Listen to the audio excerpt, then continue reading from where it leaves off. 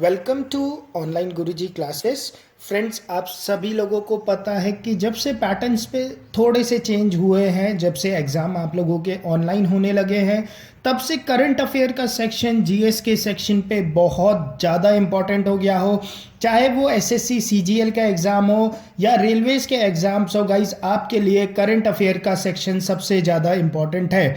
इस वीडियो पे अगर आप लोग डेली करंट अफेयर्स को फॉलो नहीं करते हो तो गाइज आप लोग मेरे वीडियो सीरीज पे जो लेक्चर मैं आप लोगों के लिए दे रहा हूं गाइज, आप लोग इसे फॉलो कर लीजिए। आप लोगों का पिछले एक साल का पूरा करंट अफेयर्स थॉरोली, जो भी आप लोगों के एग्जाम्स पे क्वेश्चन आने हैं गाइज, इन्हीं वीडियो से आएंगे।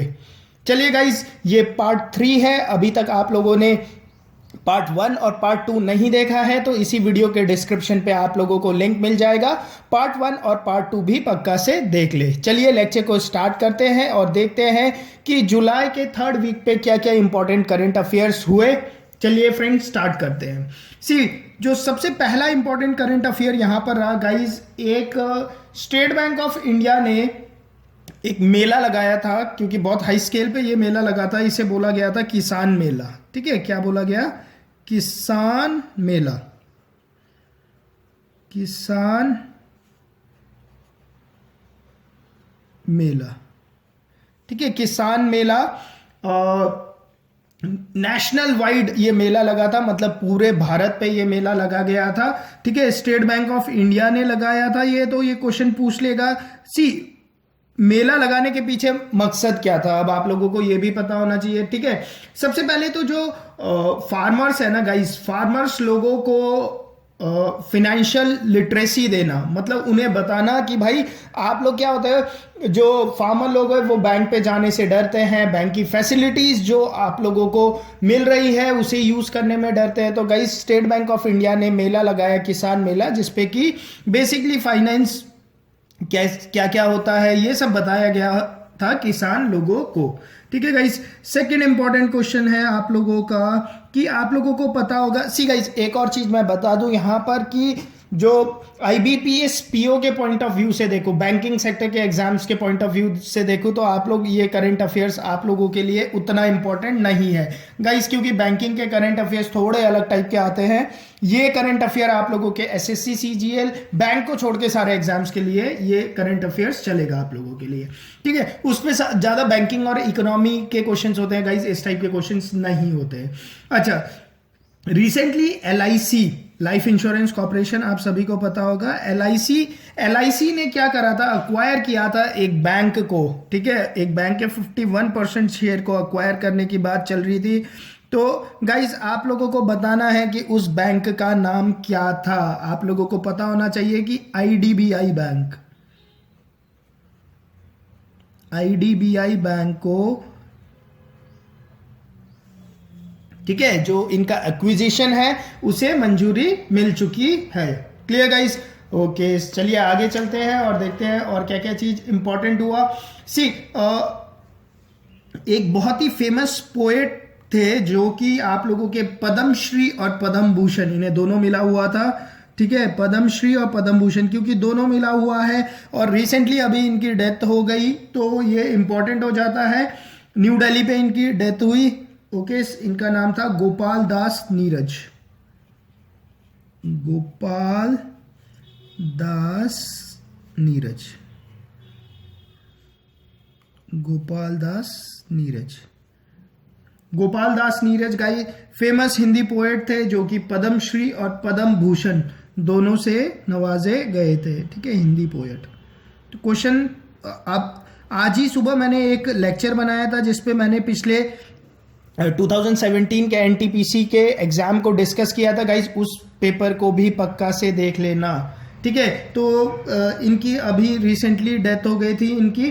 ठीक है, तो क्योंकि इन्हें बहुत फिल्म फेयर अवार्ड मिले हुए हैं और पद्मश्री और पद्म भूषण भी मिला है, तो क्वेश्चन कहीं से घुमा के पूछ सकते हैं कि, तो उसके लिए आप लोगों को ये पता होना चाहिए। याद रखना, गोपाल दास नीरज, हिंदी पोएट, रिसेंटली अभी इनकी डेथ हुई थी।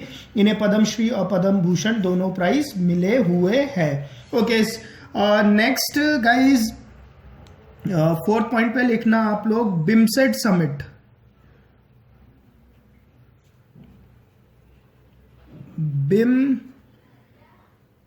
BIMSTEC summit. ठीक है, बिम्स्टेक समिट, ये क्वेश्चन पूछा जा सकता है कि कहां पर अभी हेल्ड हुआ इसकी मीटिंग। फोर्थ जो बिम्स्टेक समिट हुआ वो कहां पर हुआ, तो आप लोगों को पता होना चाहिए कि गाइस फोर्थ बिम्स्टेक समिट जो है वो नेपाल काठमांडू पे हुआ। Nepal Kathmandu, Kathmandu. Clear guys, okay. अब बिमसेट जो है इसका फुल फॉर्म क्या है? फुल फॉर्म होता है, सी लिख लो आप लोग, ठीक है। बिमसेट होता है bay of Bengal initiative for multilateral technical and economical cooperation. Clear. B से क्या हो गया? बे ऑफ बंगाल। आई से क्या हो गया? Initiative for. एम से क्या होगा? मल्टीलेटरल टेक्निकल, ठीक है, multilateral technical and economical cooperation summit, ठीक है, बिमसेट, इसका फुल फॉर्म ये होता है, याद रखना, ठीक है। ओके, इसके मेंबर कौन कौन है बिमसेट के गाइस? बिमसेट के मेंबर्स लिख लो, क्योंकि ये यहां पर पूछ सकता है। लिख लेना, लिखाई देता हूं मैं आप लोगों को, लिख लो। भूटान, इंडिया, भूटान, इंडिया, नेपाल में हुआ तो नेपाल भी रहा होगा, Nepal, Sri Lanka, Myanmar and Thailand, Myanmar and Thailand.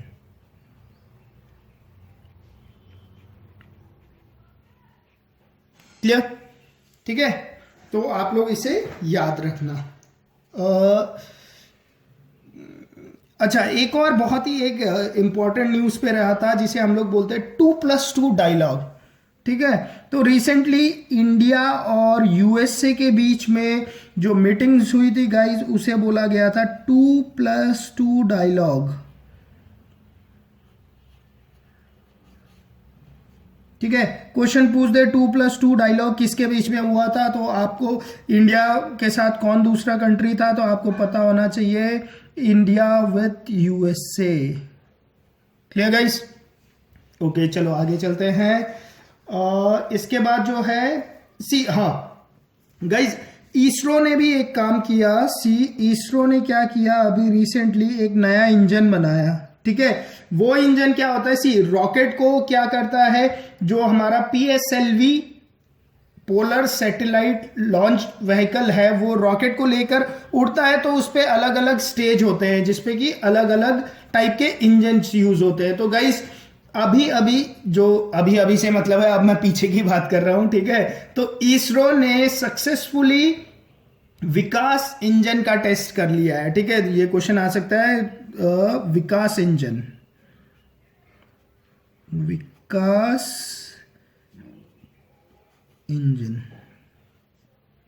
ठीक है, लिख लेना, इसरो लिख लेना, आपको वैसे ही पता चल जाएगा क्वेश्चन आता ही, ठीक है। इसरो लिख लेना। टू पावर सेकेंड स्टेज, ठीक है, अलग अलग स्टेज में रॉकेट उड़ते कभी देखा होगा। टू पावर सेकेंड स्टेज के लिए ये इंजन इन्होंने डेवलप किया है, ठीक है, जो इनका लॉन्चिंग व्हीकल है PSLV के लिए।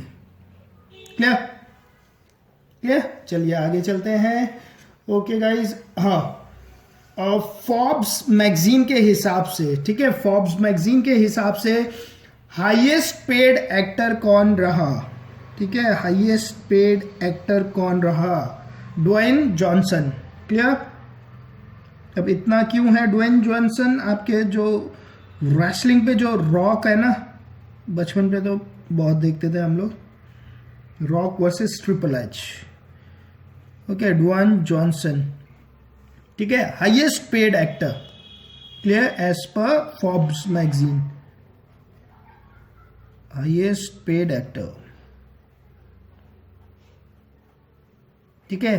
रेसलिंग देखा होगा तो वहां पर रॉक पहले आता था, अब तो लड़ता नहीं, अब तो यहीं से इतना पैसा मिल रहा है, बट पॉपुलैरिटी वहीं से मिली थी। क्लियर? ओके, एक और चीज लिखो, India first skill training centre, ये कहां पर खुला? India's first skill training centre, skill training centre. Guys ये आप लोगों का ओपन हुआ है भुवनेश्वर उड़ीसा पे, ठीक है, इंपॉर्टेंट क्वेश्चन है ये बहुत।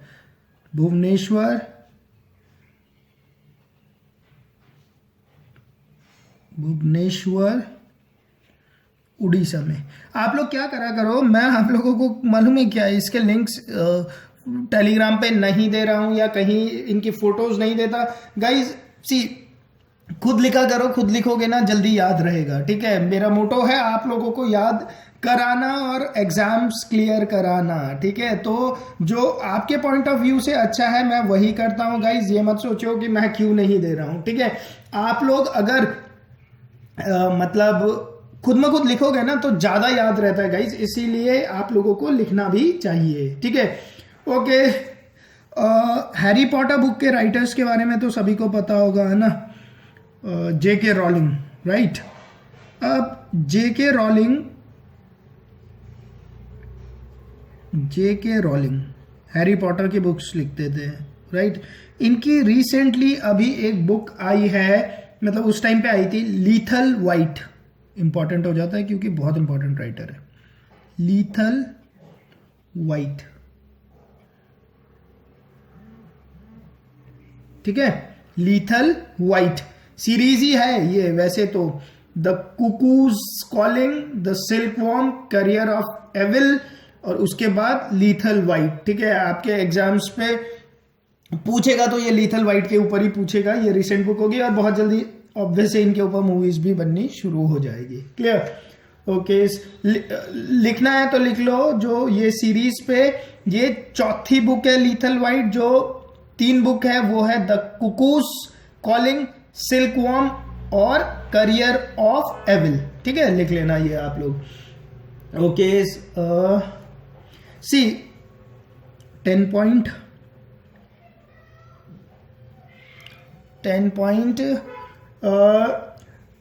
एक कमेटी बैठाई गई है। आप लोगों को पता है कि जो ताजमहल वाला एरिया है ना, वहां पर क्या है, पॉल्यूशन के कारण बहुत प्रॉब्लम आ रही है ताजमहल को। जो लाइमस्टोन था वो पेल येलो होता जा रहा है, जो कि एकदम वाइट था। तो इसके लिए यूनियन गवर्नमेंट ने एक कमेटी बिठाई है to look into the issue of pollution, ठीक है। इस कमेटी का नाम क्या है, मतलब C.K. Mishra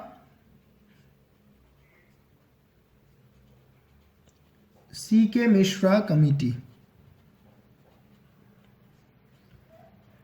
C.K. Mishra committee Taj Mahal के पॉल्यूशन को लेकर ये कमेटी बनाई है, ठीक है। तो look after the Taj Mahal pollution,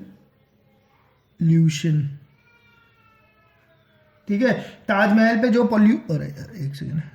pollution है जो आसपास, उस पॉल्यूशन को ध्यान पे रखने के लिए ये कमेटी बनाई गई है। Clear guys? ओके, चलिए आगे चलते हैं और देखते हैं क्या क्या मैं आप लोगों को ना जो एग्जाम्स पॉइंट ऑफ व्यू से है ना, खाली वो चीज पढ़ा रहा हूं, ठीक है।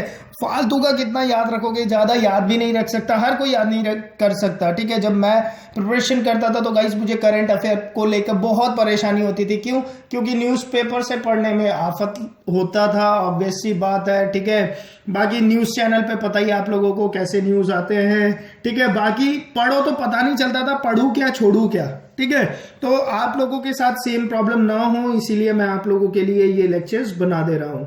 Okay, next is excise pitch black 2018 अभी शेड्यूल हुआ था ऑस्ट्रेलिया पे, ठीक है, क्योंकि इंडियन एयरक्राफ्ट ने भी उस पर पार्टिसिपेट किया था और रिसेंटली जो न्यूज़ चल रहा है उस चक्कर पे ये इंपॉर्टेंट हो जाता है, ठीक है। 11th, ओके 11th देख लो। ऑपरेशन क्या था, वो था एक्साइज पिच ब्लैक 2018, ठीक है, exercise exercise exercise pitch black, pitch black 2018, ठीक है, एक्सरसाइज पिच ब्लैक 2018। गाइज ये आप लोगों का जो ऑर्गेनाइज कराता है वो कराता है आप लोगों का ऑस्ट्रेलिया कंट्री ऑर्गेनाइज कराता है, ठीक है, ऑस्ट्रेलिया ही पे हुआ था ये, और ऑस्ट्रेलिया पे हुआ था, और इंडिया के इंडियन एयरफोर्स IAF ने इस पे पार्टिसिपेट किया था। क्लियर, इंडियन एयरफोर्स ने इस पे पार्टिसिपेट किया था। क्लियर, ओके, चलो आगे चलते हैं। अच्छा हाँ, ये बहुत इंपॉर्टेंट है, यहां से तो एक क्वेश्चन आएगा 12। सी, मोदी गवर्नमेंट ने, आप लोगों को पता है, जो आयुष्मान, जिसके अंदर की लोगों को 5 लाख तक का बीमा अवेलेबल है सारे इंडियंस को, ठीक है, तो वो उसे पढ़ लेना एक बार, आयुष्मान को भी एक बार, उसके ना सारे वो, तो आयुष्मान,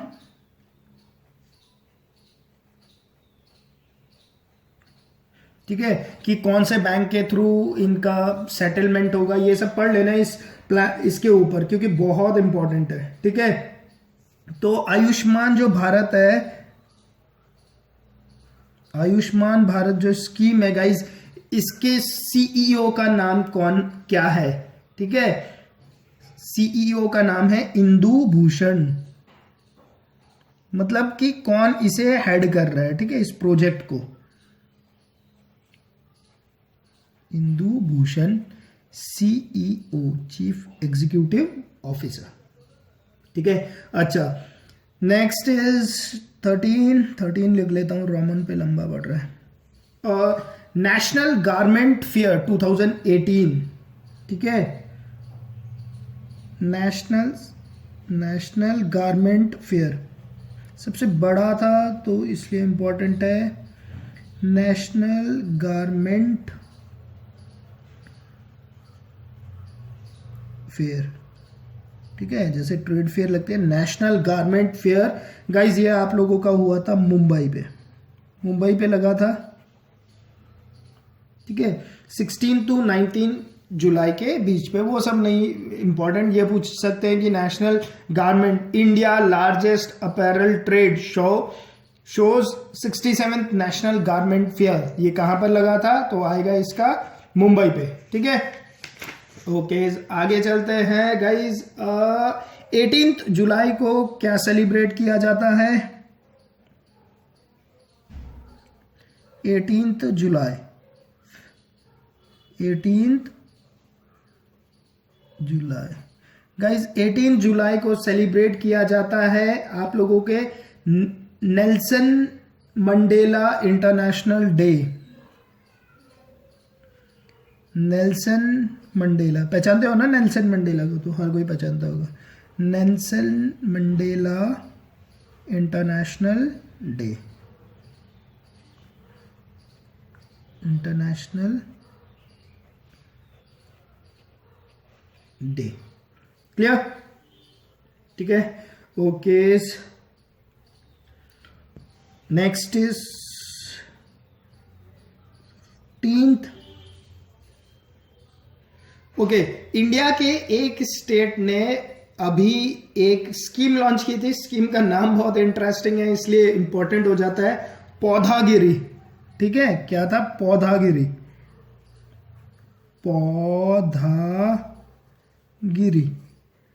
पौधागिरी। ठीक है, दादागिरी जैसा होता है ना, वैसे ही था पौधागिरी। गाइज, ये हरियाणा के चीफ मिनिस्टर मनोहर लाल खट्टर ने ये इस कैंपेन को स्टार्ट किया था कि वहां पर ज्यादा से ज्यादा पेड़ उगाया जा सके। ठीक है, ज्यादा से ज्यादा, तो Haryana chief minister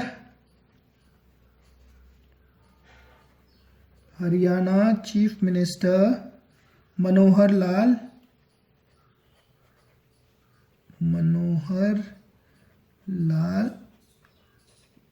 Khattar. Clear? इन्होंने ये स्कीम चलाया था, कैंपेन टाइप का था, पौधागिरी। ताकि स्टेट पे ज्यादा से ज्यादा पेड़ हो सके। Clear guys? ओके, आगे चलते हैं। अच्छा, एक और बहुत ही इंटरेस्टिंग स्कीम चली, ठीक है। स्कीम का नाम था आभार आपकी सेवा का, ठीक है। क्या था? आभार,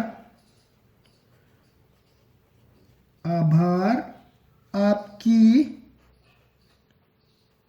सेवा का। आभार आपकी सेवा का छत्तीसगढ़ के chief minister doctor Raman Lal ji ने एक लॉन्च किया ऑनलाइन पोर्टल और मोबाइल ऐप भी बोल लो, कि जो पेंशनर है ना उन लोगों को एक ट्रांसपेरेंसी बने रही, और बेचारे पेंशनर सी बूढ़े हो जाते हैं तो बहुत सारे प्रॉब्लम्स होते हैं, तो उनके प्रॉब्लम्स के लिए शॉर्ट आउट होने के लिए एक ऑनलाइन पोर्टल, एक मोबाइल ऐप ही स्टार्ट किया जिसका नाम है आभार आपकी सेवा का। तो छत्तीसगढ़ पे लॉन्च हुआ है, छत्तीसगढ़ ने किया हुआ है, ठीक है। अरे छत्तीसगढ़,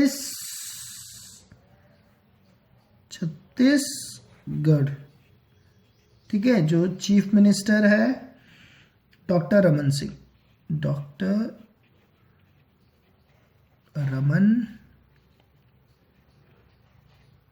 सिंह। क्लियर? ओके, आगे चलते हैं। गाइस, बिमसेट तो मैंने बता दिया आप लोगों को। हाँ, Amazon के जो फाउंडर है वो वर्ल्ड के रिचेस्ट हो गए हैं। मैंने आपको बताया था, इससे पहले लेक्चर पे भी बताया था, Amazon के फाउंडर रिचेस्ट है, उसके बाद माइक्रोसॉफ्ट है, उसके बाद फेसबुक है। क्लियर? तो Amazon के फाउंडर नाम क्या है? Amazon फाउंडर, ठीक है, उनका नाम है गाइस जेफ बेकोस। जेफ बेकोस नहीं, बीजोस, जेफ बीजोस, ठीक है गाइस। ये रिचेस्ट पर्सन है अभी के टाइम के, ठीक है, मॉडर्न हिस्ट्री के आप लोगों के रिचेस्ट पर्सन है। क्लियर? ओके, इस दौरान आप लोगों का फीफा वर्ल्ड कप में एक अलग से पेज में आप लोगों को बता दूंगा। विमल्डन का मैंने आप लोगों को लिखा दिया था ना, विमल्डन के बारे में क्या क्या हुआ था। अच्छा, विमल्डन के ऊपर थोड़ा सा लिख लो जो इंपॉर्टेंट है।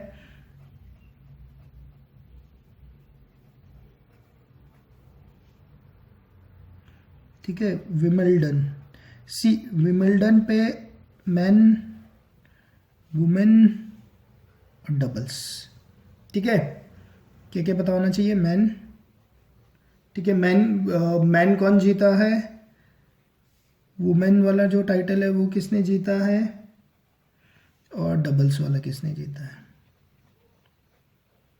ठीक है, मैन का तो जीता आप लोगों के डोजोविक ने,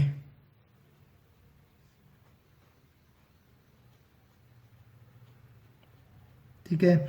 वुमेन का किसने जीता? मैंने इससे पहले वाले लेक्चर पे भी आप लोगों को बताया था, एंजलिक्यू कर्बर, एंजलिक्यू कर्बर, ठीक है। और डबल्स का किसने जीता गाइस? डबल्स का जीता है आप लोगों के माइक ब्रायन, ठीक है, और Jack Sock. Mike Brian plus आपके जैक सॉक, ठीक है, ये याद रखना, ठीक है, बहुत इंपॉर्टेंट होता है। विबल्डन से क्वेश्चंस पूछ लेते हैं। क्लियर? तो आप लोगों को पता होना चाहिए, विबल्डन 2018 है ये। क्लियर? कर लोगे? विमल्डन से क्वेश्चन आएगा तो सीधा सीधा ही पूछेगा, प्रोबेबिलिटी यही है कि क्वेश्चन पूछेगा तो वुमेन का ही पूछेगा, ठीक है, जितना मुझे लगता है, अगर पूछना ही होगा यहां से क्वेश्चन तो, ठीक है। अच्छा, अब देख लेते हैं फुटबॉल के बारे में क्या क्या इंपॉर्टेंट चीज हुआ, कौन जीता फीफा वर्ल्ड कप 2018। मोस्टली आप सभी लोगों को पता ही होगा, ये तो सभी ने फॉलो किया ही होगा, सभी कर लेते हैं। FIFA world cup FIFA world cup 2018। ठीक है गाइस। अच्छा, सबसे पहले जो इंपॉर्टेंट क्वेश्चन बनता है कि जीता कौन। Clear guys. जो जीता है वो है आप लोगों का फ्रांस। ठीक है, और फ्रांस ने हराया किसे था गाइस, फ्रांस विनर था और फ्रांस ने हराया था क्रोशिया को।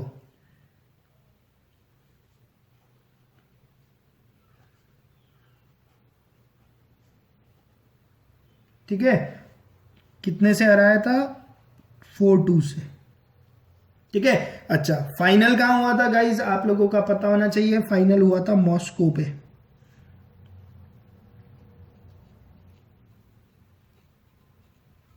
ठीक है। अच्छा, ओके। अब इस पे कुछ इंपॉर्टेंट प्लेयर्स थे। एक तो होता है आप लोगों का गोल्डन बूट किसे मिला। ठीक है। अच्छा, अब आप लोगों से मेरा क्वेश्चन है कि फ्रांस के कैप्टन का नाम आप लोगों ने मुझे बताना है। ठीक है, लिख के कमेंट सेक्शन पे गोल्डन बूट।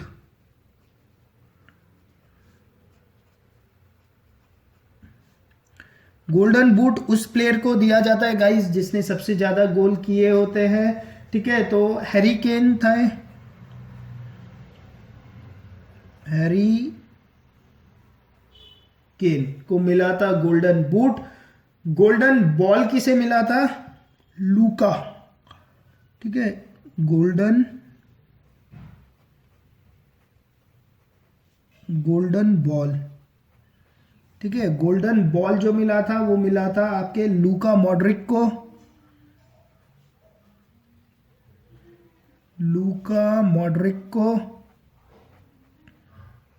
Clear, okay. और youngest player of the tournament किसे मिला था, फ्रांस के प्लेयर था गाइस। यंगेस्ट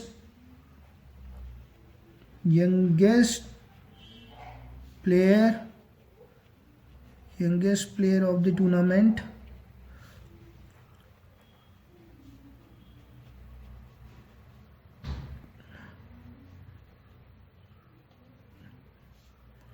जो youngest player of the tournament था ये मिला था आप लोगों के काइलिन बाप्पे। नाम भी ऐसे होते हैं, काइलिन LIAN।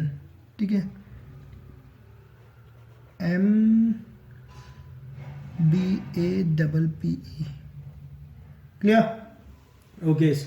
और आप लोगों के गोल्डन ग्लव जो गोलकीपर को मिलते हैं वो किसे मिला था, गोल्डन ग्लव। ठीक है गाइस, जो गोल्डन ग्लव था वो मिला था आपके थिबुत। नाम का प्रोनाउंसिएशन तो मुझे पता नहीं है, कौन से वर्ड कहां पर कौन से साइलेंट आ जाते हैं, लिख लो, कोटोइस। क्लियर, ठीक है, ओके। तो गाइज आप लोगों को इतना पता होना चाहिए, ठीक है, फीफा वर्ल्ड कप के बारे में। और इतना पॉइंट आप लोगों को पता है तो आप लोगों का थर्ड वीक पूरा कवर हो जाता है। थर्ड वीक पे खाली यही इंपॉर्टेंट चीज हुए हैं। होपफुली आप लोगों को ये लेक्चर पसंद आया होगा गाइज। अगर लेक्चर पसंद आया है तो लाइक पक्का से कीजिए। कमेंट सेक्शन में जो क्वेश्चंस पूछे हैं उन्हें कमेंट पक्का से कीजिएगा। और जो लोग पहली बार इस लेक्चर को देख रहे हैं गाइज, पार्ट 1 और पार्ट 2 पक्का से देख लीजिएगा और चैनल को सब्सक्राइब भी कर लीजिएगा ताकि आप लोगों को सारे इंपॉर्टेंट नोटिफिकेशन चैनल के मिलते रहे। Clear, thank you.